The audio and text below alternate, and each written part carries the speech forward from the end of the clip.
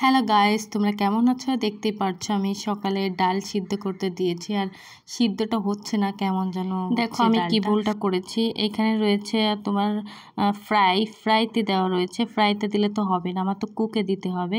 এই যে তোমরা স্যুপ যখন রান্না করবে তখন স্যুপের পাওয়ারটা দিয়ে দিবে, কিন্তু আমি কুকের রান্নাটা দিলে কিন্তু আমার চুলোটা বন্ধ হবে না। আর আমি এটাই বুঝতে পারছি না আমার চুলোটা কেন বন্ধ হয়ে যায় রান্না করতে করতে। আসলে এর জন্য বন্ধ হয়ে যায় যে আমি তো কুকে পাওয়ারটা দেয়নি, এর জন্য বন্ধ হয়ে গিয়ে যায় বারবার। তা তোমরা এইগুলো পাওয়ারটা সেট করে তারপর রান্না করবা, তাহলে চুলো বারবার বন্ধ হবে না। আমার মতো আজকে আমার কিন্তু রান্না বান্না করতে অনেক লেট, তাই ভাবছি যে ডালটা রান্না করব আজকে, যেহেতু লেট হয়ে গেছে ডালটাই রান্না করি।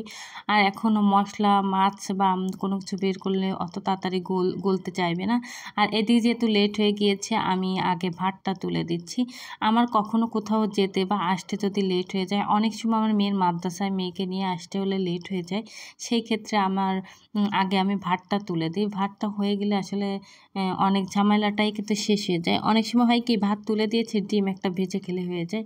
অনেক সময় এটাও হয় যে ভাত দিয়ে পানি ঢেলে অনেকে আছে পেঁয়াজ কাঁচামরিচ দিয়ে খেয়ে যায়। আসলে ভাতটা থাকলে অতটা ঝামেলা হয় না, আর বাঙালিরা তো আগে ভাতই খোঁজে সবাই। তাই আমি কিন্তু এখন ভাতটা রাইস কুকারে তুলে দিচ্ছি। আর আমি রাইস কুকারের উপরে এই ছাঁকনিটা দিয়ে দিই যেন ফ্যানটা নিচেই না পড়ে। অনেকে আছে রাইস কুকার কিন্তু নষ্ট হয়ে যায়, কি কারণে জানো? ভাতের ফ্যান পড়ে পড়ে কিন্তু নষ্ট হয়ে যায়। আমার কিন্তু এইভাবে একটা নষ্ট হয়ে গিয়েছে, এর জন্য আমি ঝাঁকিটা এখন ব্যবহার করি। যখন ভাতের ফ্যান উতলায় যাবে তখন হলো ওই ছাঁকনির মধ্যেই থাকে, ওটার পড়ে না, এর জন্য সুবিধার হয়। আর ডালটা কিন্তু আমি অনেক আগেই সিদ্ধ করতে দিয়েছি, কিন্তু সিদ্ধই হচ্ছে না। কারণ জানো, আমি এনে একটা ভুল কাজ করে ফেলেছি। আমাদের যে কলের পানি, ওইটাই আমরা কিন্তু থালা বাসন এইগুলোই ধোয়াধুয়ি করি, ওই পানিটা আমি ডাল সিদ্ধ করতে দিয়েছি। কারণ এই পানিতে প্রচুর আয়রনে কিন্তু ডাল সিদ্ধ হয় না। দেখো আমি যে কতবার ঘষাঘষি ডলাডলি করতেছি, এই ভুলটা আমি করেছি বলে দেখো আমি এখন ডাল রান্না করার জন্য এই কিনা পানি ব্যবহার করব, কিনা পানি দিচ্ছি। আর অনেক সময় হয় কি, আয়রন পানিতে ডাল দিলে না, ডাল এক জায়গায় থাকে পানি থাকে এক জায়গায়, মানে উপরের দিকে পানি থাকে তলে ডাল থাকে। আজকে সেম ডালের অবস্থাও কিন্তু আমার এটাই হয়েছে। আর আমার অনেক দিন ধরে আমের ডাল খেতে ইচ্ছা করছিল, আর আমি ভীষণ গরমকালে আমের ডাল বেশি পছন্দ করি, আমার ছেলে মেয়ে অনেক পছন্দ করে। আর এইদিকে ঘরটা একটু নোংরা ছিল, সকালে ঘরটা আমি কোড়ানো হয়নি, লেট হয়ে গিয়েছে, জানোই তো, বলছি অনেক লেট হয়ে গিয়েছে, তাই ঘর আমি ভালো করে কোড়াই নিয়েছি। এই দিক দিয়ে আবার আমি অনেক কাপড় চোপড়ও কেচেছি, যেহেতু সকালে কাপড় চোপড় রেখে দিয়েছিলাম, তাই ব্যালকনিতে এখন নেড়ে দিচ্ছি। আমার ব্যালকনিতে একটু পরে প্রচুর পরিমাণে রোদ্দুর চলে আসবে, রোদ্দুরে আর থাকাই যাবে না, অতি তাড়াতাড়ি কিন্তু শুকায় যায় আমার ব্যালকনিতে।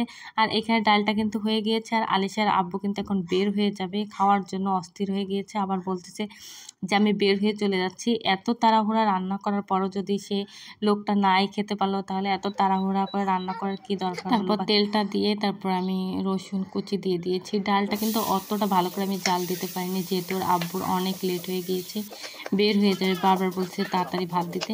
তারপর এখানে আমি ডালটা ঢেলে দিয়ে তেলে দেওয়া হয়ে গিয়েছে। ওই দিকটা আমি ওদের কি করেছি জানো, কারণ সকালের খাওয়াটা অনেক লেট করে ফেলেছি, আর ওদের সামনে পড়েছি কি, প্রথমে প্লেটটা দিচ্ছে এবং সেই চলে আসছে, এই তো ভাত হয়ে গেছে, দাঁড়াও ডাল হয়ে গেছে বলে সামনে প্রথম প্লেট দিয়েছি। তারপর একটু সময় নিয়ে তারপর পানি দিচ্ছি, আরেকটু সময় নিয়ে তারপর লবণ দিচ্ছি। তারপর এখানে দেখো আমার ভাতটা কিন্তু হয়ে গিয়েছে, দেখেছো কোনো সাইডে ফ্যান পড়েনি, অনেক সুন্দরভাবে হয়ে গিয়েছে। তারপরে ভাতটা দিলাম ওদের সামনে। এখন আমি ডালটা ঢেলে নিব। আমার মেয়ে দেখো কোথার থেকে বের হলো। তারপর এই যে ডালটা আমি চামচে উঠাচ্ছি, চামচে উঠালে হচ্ছে না, কারণ পানি এক জায়গায় রয়েছে, ডালটা এক জায়গায় রয়েছে, হচ্ছে না, খালি পানি উঠে আসতেছে, ডালটা উঠতেছে না, তাই আমি এরকম ঢেলেই দিলাম। এবার ঢেলে দেওয়ার পর পানিই পড়লো, ডালটা আর আসলো না। তারপরে চামচ দিয়ে আবারও ডালটা নেওয়া হলো। অন্য পাশ দিয়ে ওর আব্বু কিন্তু বক বক করতেছে, অনেক রাগ করতেছে যে তাড়াতাড়ি দাও, আমার অনেক লেট হয়ে গিয়েছে, অনেক লোক বলে দাঁড়িয়ে আছে। তারপর অবশেষে ডালটা পেল, ডালটা কিন্তু জালটা কম হয়েছে, তারপর কিন্তু অনেক মজার লেগেছে।